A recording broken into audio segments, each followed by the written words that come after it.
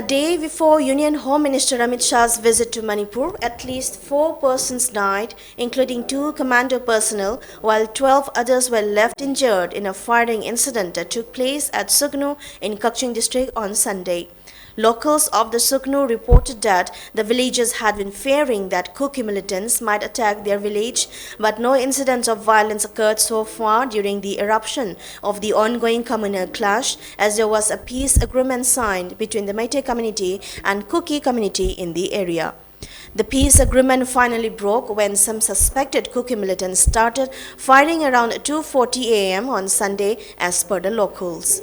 Locals and commando personnel who were deployed in the Sugnu, Kaching district retaliated by firing back towards the militants. Meanwhile, the suspected Kuki militants burned down more than 50 houses located in the peripheral area of Sugnu. The angry mob of Sugnu area also set ablaze some of the houses of Kukis located around Sugnu. The firing continued for over 12 hours.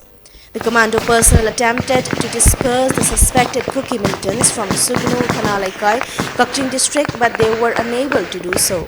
One of the commando personnel told MAMI TV that the suspected militants fired at their bulletproof vehicles with high accuracy. Such accuracy in shooting could only be carried out by well-trained persons, he said.